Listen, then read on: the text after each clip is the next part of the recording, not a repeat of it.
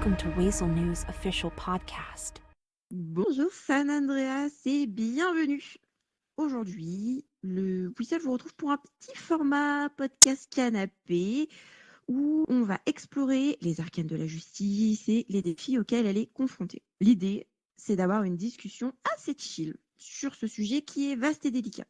Parce que bon, on vous rassure, Whistle, on a bien vu que l'organisation de la justice, ces derniers temps, pour certains, ça a pu être compliqué selon les volets auxquels chacun était confronté. On a eu vent de plusieurs situations compliquées sur lesquelles on a enquêté longuement. Sauf qu'à la fin, on se retrouvait avec des articles pas très fun. Alors avec du drama, hein, je vous l'accorde, c'est chouette pour un journal, mais éthiquement, moi, ça me fendait le cœur, clairement.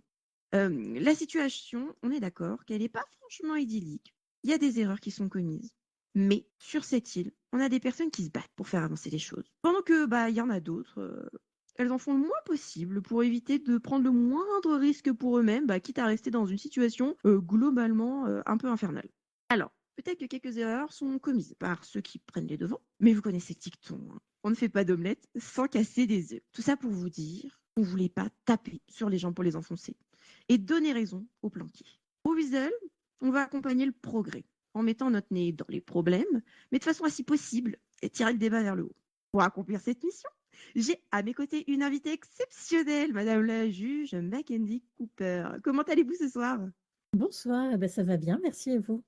Eh ben, super, je suis vraiment contente d'être ici avec vous, avec des questions, des sujets qu'on a bossés en équipe autour de ce vaste sujet, 1000 fois abordé et on n'a pas fini d'en parler. On a décidé de vous proposer cet exercice parce que vous avez toujours été très honnête et direct avec l'ensemble de notre équipe. On a déjà pu discuter carte sur table de plusieurs sujets un peu plus en off pour mieux appréhender justement ces sujets. Donc, quand on a eu l'idée de ce podcast, on a pensé à vous. Pas de langue de bois, quasiment jamais d'énervement, pas de sujet tabou. Alors, bien évidemment, on ne pourra pas parler de tout librement. Il y a des lois et vous les connaissez mieux que moi. Mais j'ai toute confiance en vous pour être la plus transparente possible sur les sujets qu'on va aborder ce soir. Car oui, Madame Cooper, votre approche ouverte et votre désir de faire bouger les lignes, ça force le respect. On est impatient d'entendre votre point de vue sur les questions essentielles de ce soir. Pas de souci, moi j'ai hâte d'échanger avec vous sur ces sujets-là. Grosso modo, on a 3 thèmes pour la suite de la discussion. On va parler un peu du travail en groupe avec les autres juges. Qu'est-ce que ça fait de bosser au bureau du juge de façon assez globale, sous plusieurs axes. On va aussi parler des accords en cellule. Alors en soi, c'est pas un principe qui est très nouveau, mais depuis quelques semaines, quelques mois maintenant, on peut même dire, c'est vrai qu'il y en a pas mal qui sont faits, beaucoup plus qu'avant les grands changements qu'on a connus. Et ensuite, on a un petit peu des questions cas pratiques euh, sur les sujets qu'on a pu nous faire remonter et pour appréhender un petit peu plus les choses que nous, on n'a pas forcément compris parce qu'on n'a pas toutes les infos. Ok. Alors, sur cette partie, justement, travailler au bureau des juges. On va commencer par le commencement, quand on devient juge. Comment ça se passe, la formation? Alors la formation, c'est un peu particulier parce qu'il n'y a pas vraiment de documents avec des consignes, des choses comme ça, parce que qu'est-ce que c'est vraiment que la formation? Puisque les lois, elles sont disponibles pour tout le monde, donc il n'y a pas besoin d'être formé à savoir lire des lois. Techniquement, si on postule au bureau des juges, c'est qu'on sait déjà les lire. Ça va être surtout cette semaine de formation, la découverte de l'intranet en Drive, qui peut être un peu complexe. Il est bien rangé. C'est pas le bazar dedans, mais le problème, c'est qu'il y a plein de dossiers et de sous-dossiers et de sous-sous-dossiers. Donc, pour retrouver son chemin là-dedans, au début, c'est un peu compliqué. Et après, c'est une semaine d'accompagnement avec les juges pendant les comparutions, les procès, etc., pour qui nous guident dans une manière de réfléchir. Donc, on assiste aux comparutions avec les juges en poste et au moment où le juge se retire pour prendre sa décision, on va avec lui pour se retirer. Et puis là, il y a une partie d'échange qui se fait où, en général, c'est la personne en formation qui commence à dire, ben voilà, moi, par rapport à ce que j'ai entendu, ceci, cela, etc. Et donc, le juge qui est en poste est là pour guider la personne, pour lui dire, ben, c'est une bonne réflexion, continue à aller dans ce sens-là, ou au contraire, en fait, à oublier des éléments, n'hésite pas à te noter des choses, etc. C'est vraiment un accompagnement en cas pratique. Et après, c'est l'appréhension de toute la petite presse qu'il y a à faire au quotidien, commencer à s'imprégner de toutes les petites tâches qui sont à faire pour n'en oublier aucune plus tard. Ok, donc on est vraiment sur du pratico-pratique, quoi. On met les mains dans le Oui, cambouis dès le début. oui, il n'y a pas besoin de se taper un PDF de 40 pages pour tout lire tous les soirs avant de se coucher et tout apprendre par cœur. Dans votre quotidien, c'est à quel moment que vous travaillez le plus en groupe avec vos collègues, avec les autres juges? Parce que vos décisions, vous les rendez seuls. Ça, on est assez tous au courant. Mais il y a quand même des moments où vous devez travailler de façon collégiale, non? Il y a une chose qu'on fait de manière assez collégiale, c'est les ouvertures d'enquête. Vous avez parlé des enquêtes que vous voulez ouvrir, des enquêtes où vous n'êtes pas trop sûr, mais les enquêtes où pour vous, bah, faut les fermer. En général, vous prenez de vous-même cette décision ou là, vous prenez quand même le temps d'en reparler un petit peu en équipe au cas où il y a un truc que vous n'avez pas trop vu? C'est du même principe en fait. On prend le nom de la plainte et puis on dit, ben voilà, moi, à mon avis, je vois pas de piste pour commencer une enquête. Est-ce que j'ai loupé quelque chose? Et puis il y a les autres qui réagissent à notre message pour voir si eux aussi ils sont du même avis ou si au contraire ils ont vu quelque chose qui nous a échappé. En général, il y a besoin que d'une seule personne pour ouvrir une enquête, parce que si moi aujourd'hui j'ai une plainte, je peux tout de suite décider de l'ouvrir sans attendre les autres. Par contre, si je ne pense pas que moi j'ouvrirai une enquête, je donne mon avis et les autres, on attend qu'il y ait au moins la moitié des juges qui aient donné leur avis pour mettre la plainte de côté avant de réellement la mettre de côté. C'est pas une personne seule qui va décider qu'il n'y aura pas d'enquête qui sera ouverte. Il y aura au moins 2 juges qui auront donné leur avis dans ce sens-là. D'accord. Et puis en cas de Euh, doute, vraiment où on n'est pas sûr, eh ben, dans le doute, on ouvre et puis on verra bien ce que ça va donner. Mais il faut quand même avoir un minimum de pistes qui se profilent. ok.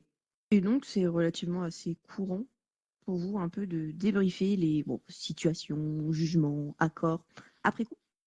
Ça dépend à quelle fréquence on se voit, parce que ça dépend des emplois du temps de chacun. Il y a des moments où on n'est pas tous là au même moment et on va pas trop se croiser. C'est pas quelque chose qu'on fait de manière écrite dans des canaux. C'est vraiment quelque chose qu'on fait quand on se voit en face à face. Que je saurais pas vous donner une régularité à ça parce que ça dépend vraiment de nos emplois du temps de chacun. Je sais que là, ça fait une semaine que j'ai pas vu un de mes collègues parce que malheureusement, nos emplois du temps se coordonnaient pas et donc ça fait une semaine que j'ai pas échangé avec lui. Mais par contre, je sais qu'ils se sont vus entre eux les deux et qu'ils ont pu échanger sans moi, c'est pas un souci. Ok. Bon. Euh, pour nos chers téléspectateurs qui nous écoutent, euh, lorsque nous enregistrons ce podcast, nous sommes le mardi 18 février et dans quelques heures, grosso modo, bah, il n'y aura plus qu'un juge au bureau des juges de Saint-Andreas, très certainement. Donc forcément, on se demande un petit peu quel avenir est-ce qu'on peut attendre pour le bureau des juges en termes de composition du bureau en lui-même, parce que les candidats, ils ont l'air d'un petit peu manquer ces derniers temps, non?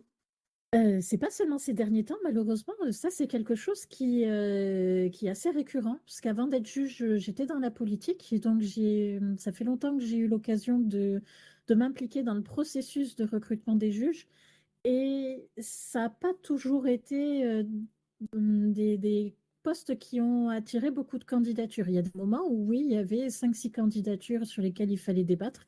C'est plutôt régulier qu'il n'y en ait qu'une ou deux, voire pas du tout. Donc c'est quelque chose qui est assez ancien, le manque je ne vais pas dire d'intérêt, parce que je ne pense pas que ce soit un manque d'intérêt, mais le manque de candidatures sur le poste, c'est pas quelque chose de nouveau. C'est quelque chose qui vous inquiète? Euh, qui m'inquiète, oui et non, c'est les conséquences du manque de candidature qui m'inquiètent parce que oui, bien sûr qu'un seul juge, c'est inquiétant pour plusieurs raisons. Déjà pour la santé de la personne parce que on sait tous que d'une manière générale, les gens qui travaillent dans les services publics, c'est des gens qui ont envie de se dévouer à la cause pour laquelle ils s'engagent. Et donc, on se doute bien que le juge qui va rester tout seul en poste, il va se démener pour essayer de faire tourner ça du mieux possible et ça va avoir des risques pour sa santé à lui. Il va vraiment beaucoup se fatiguer.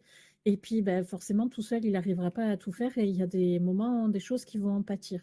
J'ai peut-être des idées s'il y a des choses, il y a des coups de main qui peuvent se faire, on va dire, avec d'autres services. Mais c'est vrai que ce sera quelque chose de compliqué pour la justice s'il n'y a qu'un seul juge. Et ça m'inquiète pas forcément dans le sens, j'ai pas à m'inquiéter des raisons pour lesquelles il y a un manque de candidature. Enfin, je sais pas comment exprimer ça, mais ce qui m'inquiète, c'est les conséquences qu'il va y avoir, mais pas forcément l'absence de candidature en soi, parce que je me doute bien, et ça j'en suis bien consciente, que les services publics, c'est des métiers dans lesquels on s'engage et on a vraiment envie d'y aller. Et il vaut mieux ne pas avoir de candidature de personnes plutôt que d'avoir des mauvais profils. Il vaut mieux des gens qui essayent de se démener pour que ça tourne bien plutôt que des gens qui sont là et qui mettent toute leur bonne volonté à faire mal tourner les choses. C'est le genre de situation que vous avez déjà vécu? Pas avec les juges. Sur Ok, d'autres postes dans les services publics, mais pas avec les juges. d'accord.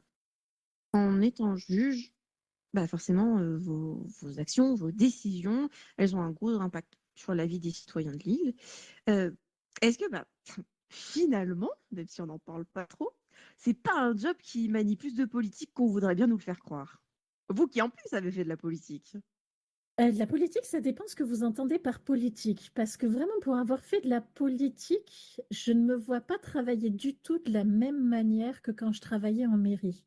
J'ai vraiment pas la même manière de réfléchir sur ma prise de décision. Mais c'est vrai que, alors je ne m'exprimerai pas au nom de mes autres collègues, mais c'est vrai que moi, j'ai énormément conscience du fait que toutes les décisions qu'on prend, elles ont un impact énorme sur la vie des gens de manière individuelle, sur ceux qui sont concernés, aussi bien en tant que suspects que plaignants, mais aussi sur la vie de l'île en général. Une décision qu'on prend, elle peut complètement révolutionner la façon de fonctionner de l'île pour réagir à la situation, le chemin vers lequel on guide avec la décision qu'on a prise. Mais je me vois vraiment pas travailler de la même manière. Donc j'entends que c'est vrai que ça peut avoir un aspect politique, mais j'ai pas du tout envisagé le métier de juge de la même manière que j'ai envisagé le métier de maire quand je l'ai pratiqué.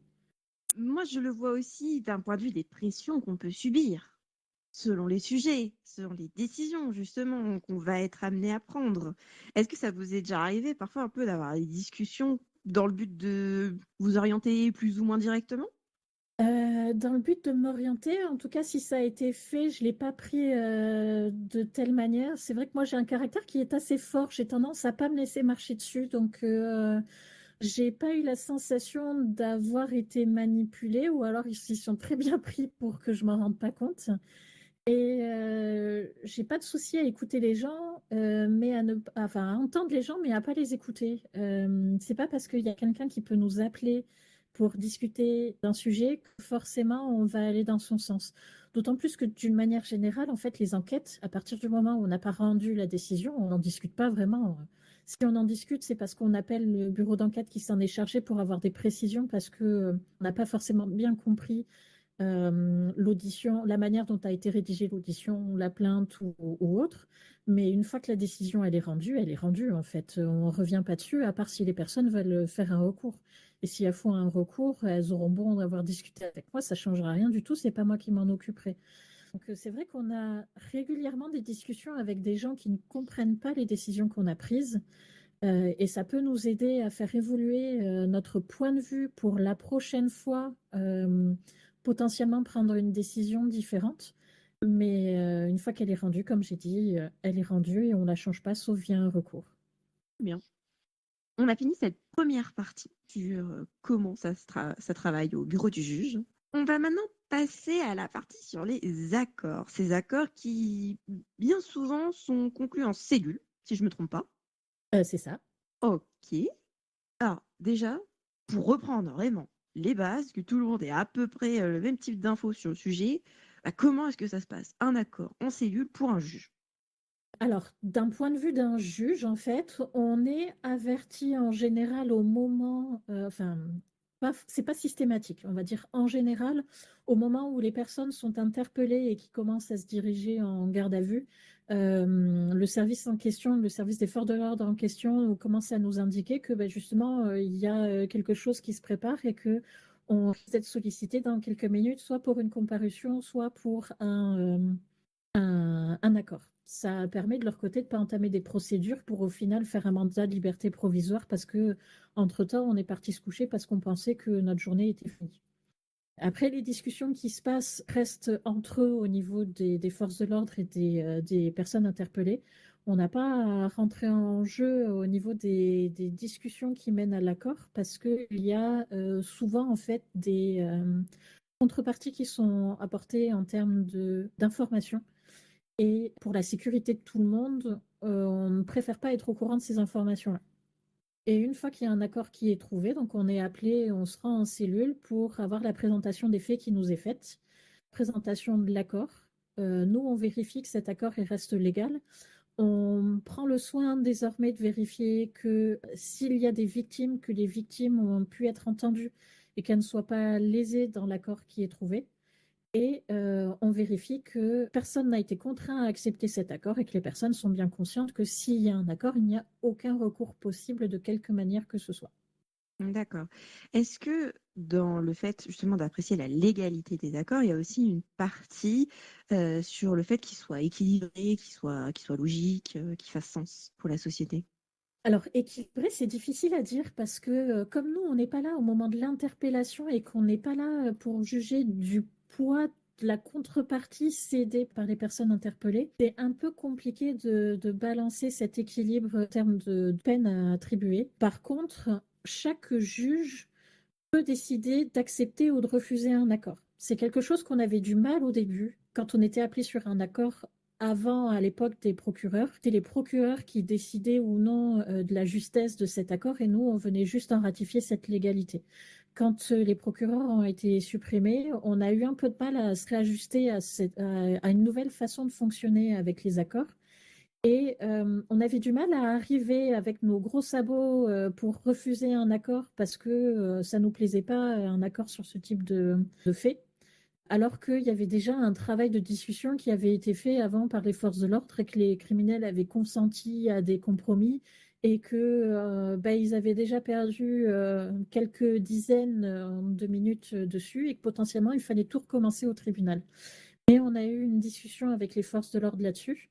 On s'est mis d'accord sur des modes de fonctionnement et aujourd'hui, chaque juge peut juger lui-même de ce sur quoi il a envie d'émettre un accord ou non. Par exemple, de mon côté, je vais pas être difficile à accepter un accord sur quelque chose sur lequel il n'y a pas de victime déclarée. Comme par exemple, je peux en parler même s'il n'a pas forcément encore été publié dans les jurisprudences. C'est un accord qui a été passé dont je vais pouvoir discuter. J'ai donné mon accord j'ai validé un accord suite à une interpellation sur une transaction entre deux groupes criminels.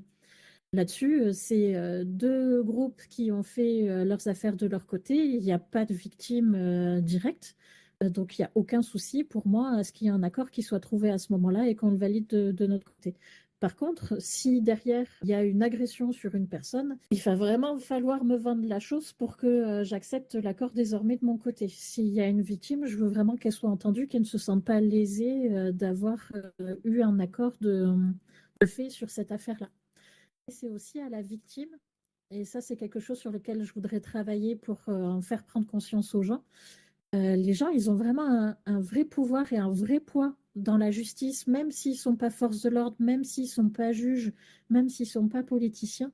Chacun est acteur de sa justice et peut vraiment avoir un poids.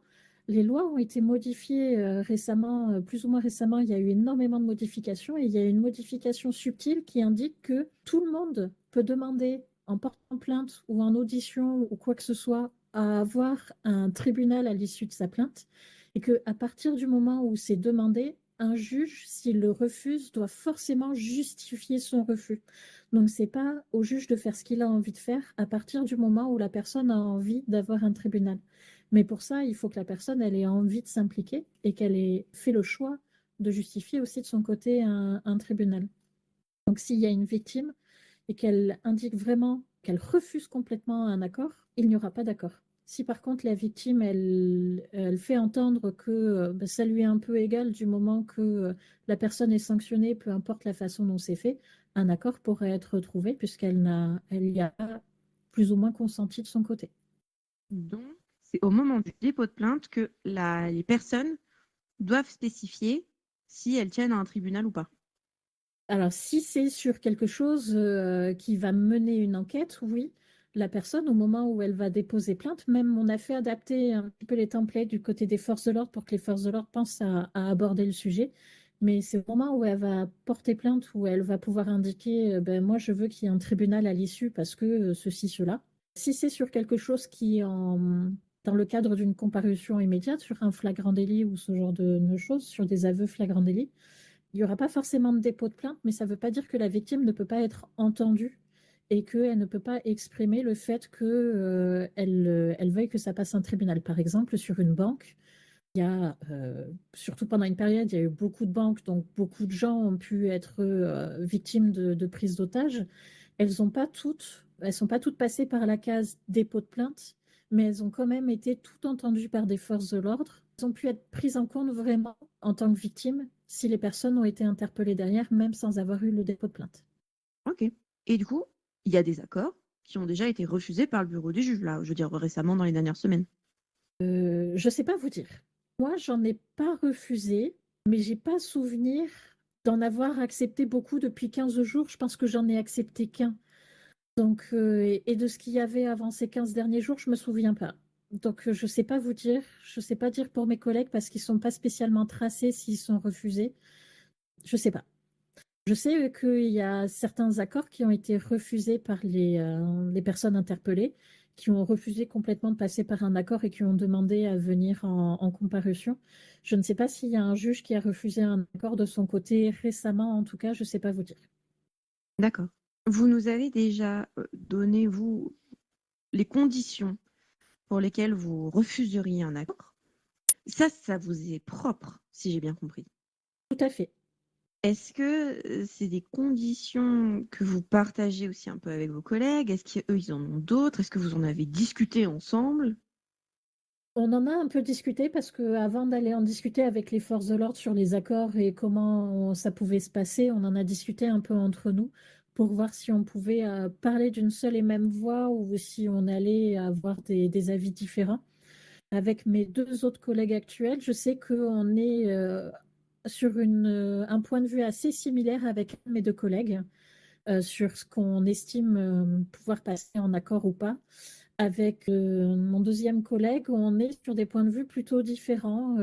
Pour lui, à partir du moment où les informations qui sont obtenues, les contreparties qui sont obtenues sont assez importantes, il peut accepter des accords sur des sujets où moi, je n'aurais pas souhaité en accepter. Mais c'est chacun son point de vue là-dessus. Mais quoi qu'il en soit, c'est pas parce qu'il accepte un accord, ça par contre on s'est mis d'accord dessus, c'est pas parce qu'il accepte un accord qu'il ne prendra pas en compte la parole de la victime si elle a pu être entendue s'il y en a une. Et elle n'est pas forcément entendue uniquement un dépôt de plainte ou une déposition, ça peut être aussi juste par une discussion informelle avec les forces de l'ordre qui sont occupées de l'affaire en question. Donc, est-ce qu'il y a un monde où les forces de l'ordre peuvent un peu choisir le juge qui contacte pour faire valider l'accord? Vous n'avez pas tous les mêmes critères? Et c'est possible. C'est un des points qu'on a soulevé et ça fait partie des aléas avec lesquels il faudra jouer. C'est vrai que s'ils ont envie, ils savent que maman va dire non, alors ils vont demander à papa. Mais c'est aussi, il y a des fois où ils savent qu'un autre juge l'aurait accepté, mais il n'y a pas d'autres juges qui sont là, il n'y a que moi qui suis présente et que ah ben, avec moi ça passera peut-être pas, mais ça fait partie des aléas de la même manière que comme chaque juge rend une décision propre à son avis à lui et que les enquêtes sont tirées sur les juges au sort, ça se trouve, moi je vais avoir une décision beaucoup plus gentille, entre guillemets, sur une enquête qu'un de mes collègues et que ben, tant pis, c'est comme ça fait partie des aléas. On ne pourra pas toujours tout contrôler, malheureusement. Ok. Donc, le résumé de la réponse, de façon très simple, c'est Oui, un petit mélange de c'est la vie cuit et rien de nouveau sous le soleil. C'est une façon pas très agréable de le dire, mais oui. Non, mais c'est factuel et Malheureusement, en soi, je peux l'entendre. Hein. Pour moi, cette réponse, elle est tout à fait valable. Je veux dire, la subjectivité, elle existe dans notre monde et c'est ce qui fait qu'on est humain aussi. après, tout le monde ne pourra jamais être tout le temps content parce que là où il y a quelqu'un qui va se sentir lésé, quelqu'un d'autre se sentira favorisé. Donc, il faut savoir où est-ce qu'on met le curseur et c'est quelque chose qui est difficile à balancer. Il y en a certains qui disent qu'un accord est équitable quand personne n'est content de l'accord. Qu'est-ce que vous en pensez de ça? C'est possible. Après, est-ce que vraiment, moi, j'entends la chose, mais quand moi je prends une décision, que ce soit sur un accord ou sur une décision générale, je pense jamais à ce que les gens vont penser. Je pense à ce que moi j'ai sous les yeux et je me dis pas est-ce que lui il va être content de ce que je décide. Donc si on se met à se dire il faut qu'on soit méchant avec tout le monde, est-ce qu'on en reste des bons juges pour autant? Ah bah alors là, c'est pas moi qui réponds aux questions aujourd'hui, Madame Cooper. Je suis là pour les poser. Sur ce thème-là, le thème des accords, j'ai une dernière question. Là, ce que j'ai recherché, c'est plus votre avis personnel. Vous, en tant que vous, même avec toute l'expérience que vous avez en tant que juge, parce que ça fait quand même quelques temps que vous êtes juge maintenant, qu'est-ce que vous pensez justement de l'augmentation de ces accords? Bah, à titre personnel, au début, ça m'a beaucoup fait grincer des dents parce que dans le premier mois, suivant la suppression des procureurs, on a vu immédiatement l'augmentation des accords. J'avais même sorti des stats à ce moment-là en interne. J'ai plus exactement les chiffres en tête, mais on était de l'ordre d'à peu près 70% des actions qui auraient pu mener devant un juge se trouvaient réglées via des accords. 70-80%, c'était à peu près dans ces eaux-là. Et à titre personnel, à l'instant T, ça me choquait. Je trouvais pas ça normal et je comprenais pas. Et on a essayé d'en discuter entre nous pour trouver des solutions et on en a discuté avec les forces de l'ordre pour collaborer avec eux. Et en fait, c'est eux qui nous ont apporté un élément de réponse là-dessus. C'est que pour eux, ça leur a changé la vie de travailler et de pouvoir recommencer les accords, alors qu'avant, c'était les procureurs qui se chargeaient de leur côté de les accepter ou non au moment où les juges venaient juste en certifier la légalité. C'est que avec les procureurs et les avocats, il y avait un dialogue qui avait été rompu entre les forces de l'ordre et les criminels, avec les intermédiaires qui s'inséraient entre eux. Et ça leur... Alors, je ne vais pas dire que ça leur compliquait le travail au quotidien, mais le fait de pouvoir repasser sur des accords, ça leur a facilité le travail au quotidien parce qu'ils ont recommencé à avoir un dialogue constructif avec les personnes qu'ils rencontrent tous les jours sur le terrain, réinstaurer un climat de confiance et recommencer à obtenir des informations intéressantes, surtout que visiblement, il y a des contextes qui évoluent beaucoup au sein de ce milieu-là. Donc, au niveau des juges, on avait du mal à comprendre au début et on a eu du mal à se mettre dans le pas, à se réorganiser sur les accords suite à la suppression des procs. Et c'est les forces de l'ordre qui avaient des éléments de réponse sur cette augmentation-là. Mais oui, en résumé, à titre perso, au début, ça me choquait. Et aujourd'hui, on est sur un nouvel axe de travail pour peut-être pas révolutionner la tendance, mais la modifier. Mais est-ce que du coup, il n'y a pas un peu le risque que la justice glisse de vos mains en tant que juge, parce que bah, voilà, c'est censé être votre tâche de gérer ce genre de choses, et qu'elle glisse un peu plus entre les mains des forces de l'ordre? C'était une des craintes que j'avais au début. Pendant un moment où j'étais plutôt fatiguée, je me disais à quoi ça sert qu'on garde des juges si c'est pour que les forces de l'ordre ils s'occupent de tout. Mais on fait heureusement pas que ça, hein. Il y a d'autres travaux qui se fait en dehors de ces accords-là. Mais on a quand même la main pour les accepter ou non, ces accords. C'est vrai qu'au début, on n'osait pas les refuser. C'est quelque chose qu'on va faire peut-être plus régulièrement maintenant. On a gagné en confiance sur notre rôle parce que on n'était pas forcément sûr du pouvoir qu'on pouvait avoir là-dessus. Comme j'ai dit tout à l'heure, on voulait pas gâcher du travail qui avait été fait en amont et tout mettre à la poubelle et arriver comme un cheveu sur la soupe dans ces négociations. Et donc maintenant, on a un point de vue, tous les trois juges, on a un point de vue différent là-dessus et on n'a pas eu l'occasion encore de voir les effets parce qu'on n'a pas pu trop travailler là-dessus depuis qu'on a eu une discussion là-dessus. Mais peut-être que dans les semaines qui viennent, les choses vont évoluer. Peut-être pas, je ne sais pas, ça dépendra des situations. Mais en tout cas, aujourd'hui, des accords que moi j'ai validés J'en suis satisfaite et voilà. Ok, d'accord, super. Eh bien, pour moi, on a fait le tour au niveau des accords sur les questions qu'on voulait vous poser, qu'on voulait explorer avec vos connaissances. Je propose de passer sur la troisième et dernière partie de cet échange, un peu plus des cas pratiques. Voilà, on en a surtout euh, recentré trois.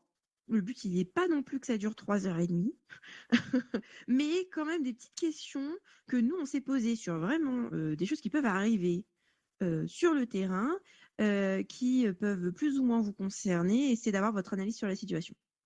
Ok, on va essayer de voir ça.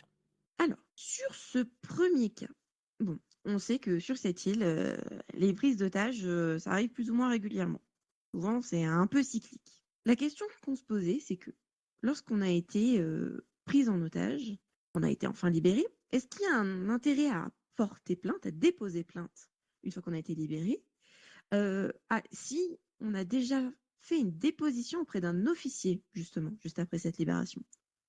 Eh ben, ça dépend et ça, c'est quelque chose sur lequel on essaye de travailler parce que il y a eu des situations, on va dire, un peu particulières qui nous ont amené à nous poser des questions où ben, il y avait des plaintes qui étaient signées quelques minutes après que une décision ait pu être rendue dans le cadre d'un accord ou d'une comparution immédiate et ben, ça donnait l'impression que les choses avaient été inutiles. Et c'est pour ça qu'on va potentiellement travailler sur certaines choses. Moi, mon point de vue à moi, c'est pourquoi s'embêter avec de la paperasse alors que ben, juste, entre guillemets, juste une discussion, un entretien avec un membre des forces de l'ordre qui sera en charge de la procédure dans la suite, dans la foulée, pourrait suffire. Il n'y a pas besoin de prendre le temps d'aller dans un bureau, de remplir un papier qu'on doit relire, qu'on doit signer, qu'on doit tracer, qu'on doit envoyer, alors que la personne qui est en charge de la procédure par la suite, que ce soit un accord, une comparution immédiate ou différée, ce sera elle qui viendra faire valoir la parole de la victime face au juge et face aux personnes appréhendées. Ben, cette personne-là, elle est totalement à même de discuter avec les victimes et d'entendre leur point de vue et de prendre en compte leur point de vue sans forcément passer par la case dépôt de plainte et paperasse. Après, c'est uniquement dans le cadre de quelque chose d'immédiat, un flagrant délit, quelque chose qu'on peut juger tout de suite. Dans le cadre d'une enquête, c'est quasiment indispensable d'avoir une plainte ou au moins une déposition pour pouvoir ouvrir l'enquête. On ne peut pas juste, sur une discussion, se décider d'ouvrir. Il faut avoir quelque chose un peu plus concret et la plainte à ce moment-là est quasiment indispensable. Donc, il vaut mieux aller porter plainte dans tous les cas, et il y a un travail justement qui est fait par le bureau des juges dans le but justement de mieux prendre en compte ces plaintes après l'épisodage. En résumé, c'est ça? Ça peut être un résumé. Ce que j'ai voulu essayer de faire comprendre, c'est que oui, aujourd'hui, la façon dont ça fonctionne, il faut aller porter plainte dans tous les cas. Et mon point de vue à moi personnel, c'est que dans certains cas, c'est des procédures qui sont qui me semblent à moi superflues et que Mm. j'aimerais essayer de faire évoluer et que ben, sur une banque notamment, plutôt que d'obliger les personnes à se dépêcher d'aller porter plainte pour être sûr que ce soit pris en compte dans les délais parce que la personne, à l'issue de la course-poursuite, ça se trouve, elle va être interpellée, elle va passer au tribunal. La victime, elle n'a pas 48 heures pour aller porter plainte. Elle ne peut pas aller porter plainte une fois que la personne a déjà fini son temps de pénitencier, par exemple. Et ben dans ce cas-là, c'est peut-être un peu inutile. Elle va tout de suite voir des forces de l'ordre quand elle va sortir de la banque, de sa prise d'otage. À mon sens, ça devrait pouvoir être suffisant que elle soit reçue à ce moment-là par les forces de l'ordre et qu'elle soit reçue à ce moment-là par une personne qui va s'occuper de la suite de la procédure et que ce soit cette personne-là qui sera capable de faire valoir sa parole de victime et ses revendications de victime dans tout le reste de la procédure sans avoir forcé cette victime à venir porter plainte et à subir ces contraintes de temps et de délai qui exigent d'être immédiat alors que peut-être le plus important pour elle, bah, c'est d'aller à l'hôpital parce qu'il a vécu un événement traumatisant. On va rester sur les dépôts de plainte pour notre prochain cas pratique. Alors, je plante un peu le décor. Lorsqu'on fait un dépôt de plainte, il y a une partie sur la qualification des faits. Et le but de la qualification des faits, c'est surtout de savoir si on est sur un délit plus ou moins grave. En fonction de la gravité, le sujet, il va être traité soit directement par les FDO, soit ça va passer devant un juge.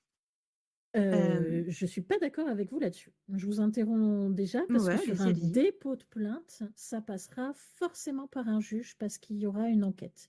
Les FDO vont s'occuper de toute la partie enquête si une enquête est ouverte, mais peu importe la gravité des faits qui sont qualifiés au moment de la plainte ou qui sont qualifiés au moment de la décision de justice, ce sera un juge qui rendra une décision sur une enquête.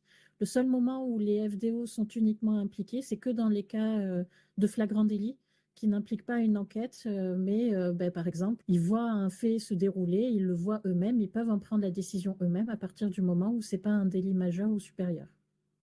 D'accord. Donc, ça répond partiellement à la question qui est qu'est-ce qui se passe si jamais il y a un peu un désaccord sur la catégorisation au moment du dépôt de plainte entre les personnes qui déposent plainte et les forces de l'ordre. Eh ben, Fina- ça va se passer si ça va se passer de toutes les façons dans les mains d'un juge parce que peu importe ce qu'il advient de la plainte, qu'elle soit ouverte ou non, la plainte sera lue par un juge. Et le juge va voir le qualificatif, mais je ne sais pas si vous voyez, si vous avez déjà porté plainte. Quand vous portez plainte, les FDO prennent votre plainte et vous l'envoient ensuite par mail pour que vous en ayez une trace.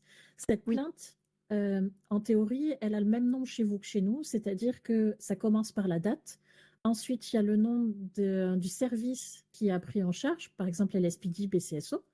Et ensuite, il y a les noms des personnes qui sont venues porter plainte et la mention si c'est une plainte ou une déposition. Et dans le titre en lui-même, il n'y a pas de mention des faits. Ils vont apparaître que dans les encadrés de la plainte.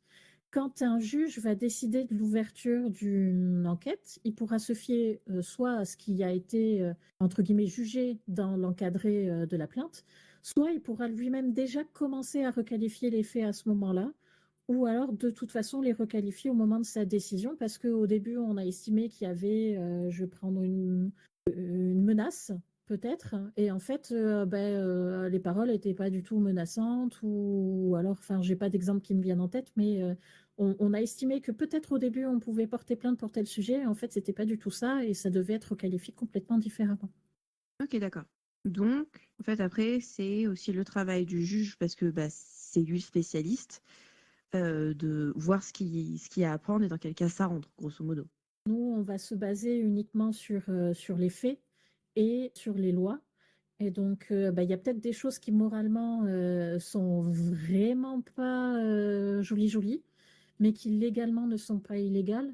Que même si on a essayé de forcer un cadre légal avec un intitulé de plainte, légalement, c'est pas pour autant que c'est reprochable au vu des faits qui nous sont apportés. Et s'il y a un désaccord entre les victimes, les plaignants et les forces de l'ordre, peu importe ce qui est noté dans le cadre, il faut que les faits soient explicites dans ce qui est rapporté en dessous et on pourra à ce moment-là partir de là. Et si jamais le juge n'a pas réussi à lire, entre guillemets, entre les lignes de ce qu'ont voulu nous dire les plaignants dans les plaintes et qu'il a rendu une décision dans son bureau parce qu'il n'a pas été demandé par les parties à un tribunal, il ne faut pas hésiter à faire un recours aussi et à faire justifier son recours comme quoi tout n'a pas été pris en compte et qu'en fait, ce n'était pas telle chose qu'il fallait juger, mais telle autre chose dans tel cadre, par exemple. On n'est malheureusement pas à l'abri des erreurs. On est loin d'être parfait au niveau des juges. D'accord. Bon. Du coup, là, on a pu voir un petit peu l'étape de la plainte. Maintenant, j'ai une question un peu plus dans le cadre de l'enquête. Donc, il y a une plainte, il y a quand même, vous avez décidé au niveau du bureau du juge d'ouvrir une enquête. C'est un cas pour lequel on a pu, entre autres, discuter en off. Vous et moi, j'ai été très généraliste sur le cas en question. Mais, entre autres, là où je me posais une question, c'est au moment où le dossier, il y a plusieurs éléments dans l'enquête et il y a également une conclusion d'enquête. Il y avait des éléments dans la conclusion d'enquête, mais en fait, où il n'y avait pas vraiment de pièces dans le dossier qui faisaient rapport à justement la conclusion de l'enquête. Et vous m'avez expliqué que comme c'était que dans la conclusion et qu'un peu ça avait l'air de sortir de nulle part, vous n'aviez pas pu le prendre en compte dans votre décision. Mes questions sont les suivantes. Déjà, est-ce que j'ai bien compris ce que vous m'avez dit? Oui. Et aussi, est-ce que du coup, vous parliez de faire trop de paperasse, est-ce que finalement, c'est pas aussi demander un petit doublon de paperasse, si j'ai bien compris les faits? Alors, j'ai pas souvenir, j'ai souvenir de la discussion, j'ai pas souvenir à ce moment-là d'avoir parlé de trop de paperasse. Pour le cas en question, en fait, faut voir ça comme au tribunal. Au tribunal, on a la partie où on a, entre guillemets, un ping-pong entre les plaignants et les accusés. Et à ce moment-là, ça va être le jeu des plaintes et des auditions et des dépositions. C'est cette partie-là où les enquêteurs vont convoquer les gens, vont leur poser des questions et ça va être le cœur de l'enquête. Et ensuite, à la fin du tribunal, on a le plaidoyer et le réquisitoire. Le plaidoyer et le réquisitoire, c'est grosso modo un résumé des faits qu'on a apportés avant avec qu'est-ce qu'on demande vis-à-vis de ces faits-là. Et c'est comme ça que je vois la conclusion d'enquête. La conclusion d'enquête, c'est pour faire un résumé, grosso modo, des éléments des auditions, des dépositions et des plaintes, et un réquisitoire, pardon, amené par les forces de l'ordre pour avoir une aiguille sur la jauge, on va dire, de la gravité des faits. Parce qu'on va partir du principe que les forces de l'ordre sont là pour être du côté des plaignants. C'est eux qui ont pris la plainte et c'est eux qui vont faire l'enquête. Et dans la loi, ils sont aussi décrits comme pouvant représenter les plaignants dans les procédures. Donc c'est pour ça qu'il y a un réquisitoire qui est fait à ce moment-là. Donc si dans la conclusion d'enquête, à mon sens, après c'est pas forcément le sens de tous les juges non plus, hein, ça c'est à titre personnel, si dans la conclusion d'enquête il y a des choses qui sont évoquées qui ne sont pas présentes dans le reste du dossier au niveau des plaintes, des auditions et des dépositions, c'est pas quelque chose qu'on peut prendre en compte parce que dans un tribunal, on précise bien aux personnes, au moment de votre réquisitoire et de votre plaidoyer, vous ne devez pas apporter des faits supplémentaires, vous ne devez que répéter ce que vous avez apporté avant. Sur cette procédure-là, en fait, ce qui s'était présenté, c'est que c'était une plainte avec un motif bien précis et légitime, avec une personne, un suspect clairement identifié. Mais ce suspect-là n'a pas été entendu dans le cadre d'une déposition officielle. Il a été entendu, on va dire, sur le trottoir, grosso modo, dans la vie courante, en termes d'autres procédures, parce que c'est un criminel notoire qui fait, on va dire, pas mal de choses en ville et que les forces de l'ordre ont régulièrement l'occasion de le croiser. Et donc, ils ont pu discuter avec lui de manière informelle, qu'ils n'ont pas tracé dans un rapport qu'ils ont mis dans l'enquête, ils l'ont juste évoqué dans la conclusion. Et c'est quelque chose que j'ai discuté à titre personnel avec les forces de l'ordre à ce moment-là, en disant que, à mon sens, je ne me voyais pas me baser uniquement sur leurs conclusions d'enquête si je n'avais pas quelque chose en plus, et que pour moi, ils auraient pu m'apporter un rapport de terrain pour juste dire quelques lignes. Nous avons vu telle personne, nous avons échangé avec elle sur tel sujet, et il nous a dit ça, ça et ça. Pas besoin de le mettre sur un papier qu'il faut envoyer, faire signer, faire relire, etc., etc. Juste le rapport derrière aurait pu être un élément suffisant pour moi. Oui, un rapport interne des agissements des forces de l'ordre. Tout à fait, comme ça se fait dans certains cas. J'ai déjà vu des rapports dans d'autres enquêtes pour certains points où l'agent avait des éléments à apporter et ne pouvait pas forcément être présent. Il n'y a pas besoin de faire une audition pour un agent des forces de l'ordre, il fait juste un rapport à sa hiérarchie. Après, ce dossier-là était encore plus particulier parce que c'était une déposition qui avait été faite à la base, dont les juges avaient jugé qu'une enquête pouvait être ouverte pour ces faits. Mais cette déposition aurait peut-être, je ne dis pas forcément, mais peut-être pu être prise en compte dans le traitement plus global qui a été fait, non pas ouvrir une enquête indépendante, mais vraiment la rattacher au reste du traitement parce qu'on en venait à étirer la confiture sur la tartine d'une situation qu'il fallait terminer en fait. Est-ce que dans ces cas-là, ou parce que un événement, quoi, une situation est faite plein d'événements, parfois, est-ce que vous avez la possibilité justement de regrouper plusieurs plaintes pour en faire un gros dossier? Tout à fait. Alors, gros dossier plus ou moins, ça dépend. Là, on est en plein dedans, notamment ça a été jugé hier, donc on peut en parler. On a eu une plainte qui a été déposée pour certains faits. Et puis, 2 jours plus tard, on a eu une autre plainte qui a été déposée pour des faits, d'autres faits encore, une nouvelle action, quelque chose qui aurait pu être complètement indépendant, sauf qu'il s'est avéré que c'était la même personne sur le même lieu. Et on a regroupé les 2 enquêtes en une seule, qui a été jugée en une seule fois hier soir. Et c'est quelque chose sur lequel on essaye d'être vigilant de la même manière que c'est pas parce que quand on a une plainte, on n'ouvre pas immédiatement une enquête, qu'on ne la garde pas à notre esprit pour peut-être 3 jours plus tard, on a une autre plainte qui colle à peu près et qu'on peut rajouter un fait supplémentaire dessus. On essaye vraiment d'être au niveau des juges à peu près au courant d'à peu près tout au niveau des plaintes et des dépositions qui sont posées, histoire de réussir à joindre les choses qui peuvent être jointes. Et les forces de l'ordre collaborent là-dessus aussi avec nous, ou parfois ils font des remontées en nous indiquant directement que ça peut être mis en lien avec telle chose, si eux aussi s'aperçoivent des choses qui peuvent être liées les unes aux autres. Le dernier cas pratique, ce sera sur l'étape encore d'après, c'est le moment de la décision. Et parfois, la décision, c'est de faire un classement sans suite. Parce que il y a rien, il y a rien. À un moment, bon, vous n'allez pas inventer des éléments ou attendre que Dieu vienne bénir cette demande. Mais on nous a rapporté un fait où une personne justement suivait un petit peu sa plainte et donc a contacté le bureau des juges et a appris au cours d'un appel avec un juge disant voilà, votre plainte, je sais, elle va être classée sans suite. Et vous aurez cette décision dans la semaine. Il s'avère que la décision entre le moment où la personne a eu l'appel, bon, la décision a été prise visiblement de classer sans suite, et la décision officielle pour potentiellement permettre à la personne de faire un recours ou quelque chose comme ça, en fait, il y a eu un temps phénoménal entre les deux. On parle de plusieurs jours. Quasiment, on peut compter en semaines à peu de choses près. Comment ça se fait que ça puisse prendre autant de temps? Là, je ne vois pas exactement de quel cas il est question. J'ai pas été, enfin, en tout cas, ça ne me rappelle rien dont on m'aurait parlé. Donc, je vais donner ce qui me vient en tête. Disons qu'il y a 2 façons de classer une plainte sans suite. Il y a la première où on a ouvert une enquête malgré tout, parce que nous, il nous semblait, du point de vue des juges, qu'il y avait peut-être des choses qui étaient exploitables. On a ouvert une enquête. Mais finalement, à l'issue de l'enquête, pour différentes raisons, on est obligé de la classer sans suite parce que il n'y a rien qui a permis de prouver indéniablement la culpabilité de quelqu'un, par exemple.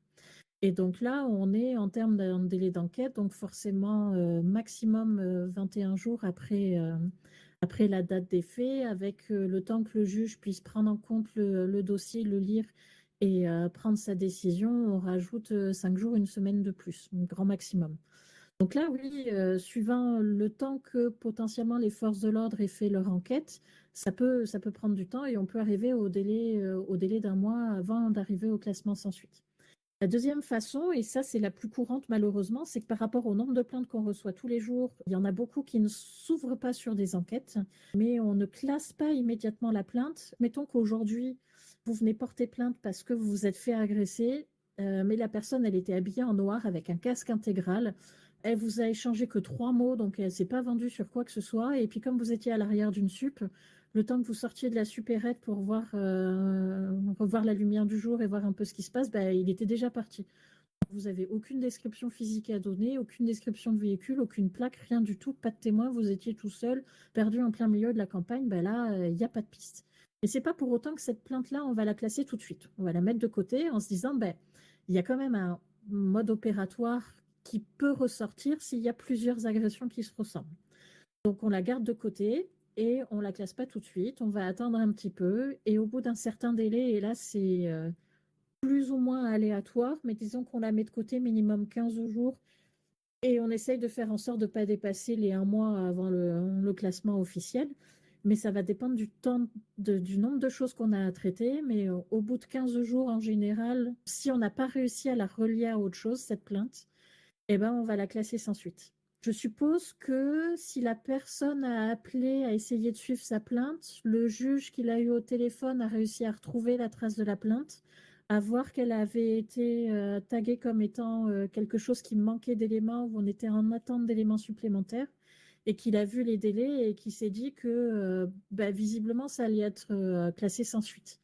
Et s'il n'a pas pu le faire à l'instant T, c'est peut-être que la charge de travail avait des choses plus urgentes à traiter qui l'ont empêché de classer immédiatement la plainte et qu'il lui a fallu quelques jours de plus, le temps de faire la, entre guillemets, paperasse nécessaire pour le classement sans suite.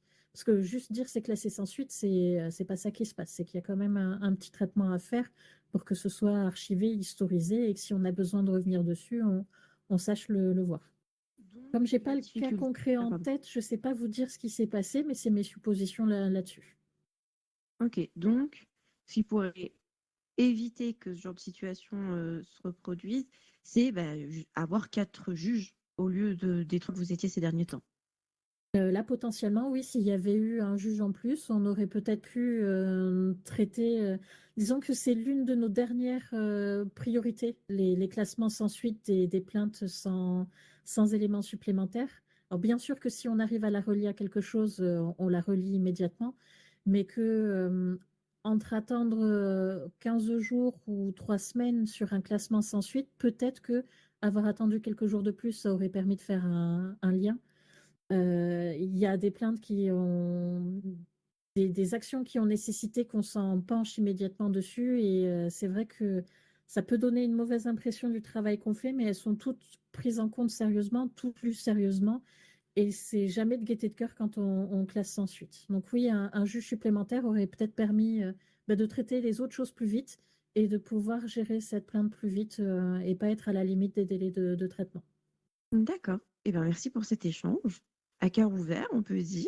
Est-ce que vous avez un petit mot de la fin?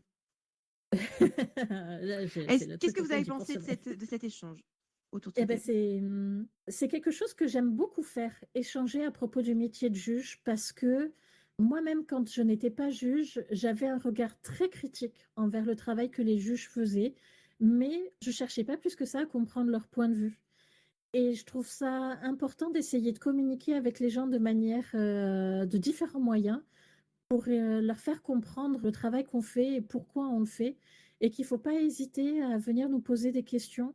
On essaye de se rendre disponible au maximum, que ce soit directement au LSCAS, via la messagerie d'entreprise ou par appel, pour avoir des explications sur les décisions qu'on a faites, et que ce n'est pas toujours forcément clair pour tout le monde à un instant T quand on rend une décision, qu'il ne faut vraiment pas hésiter à nous en parler, que de tous les juges que j'ai connus en collègues, ils ont tous essayé, moi et tous mes collègues, on essaye tous de faire de notre mieux et de faire des choses qui nous semblent justes. Ça ne veut pas dire qu'on a toujours raison, mais en tout cas, on est tous pleins de bonne volonté et que quand on fait quelque chose et qu'on se trompe, c'est jamais malveillant et c'est pas pour vous embêter et c'est pas parce qu'on vous aime pas et qu'il faut vraiment pas hésiter à essayer de communiquer avec nous. Donc c'est un plaisir pour moi d'être venue faire ce podcast avec vous, d'avoir pu discuter comme ça de manière plus ou moins formelle sur ces sujets-là. C'est un moyen intéressant de communiquer avec tout le monde. Eh ben, merci à vous. Et surtout, très belle soirée avec le Weasel News. It was Weasel News official podcast.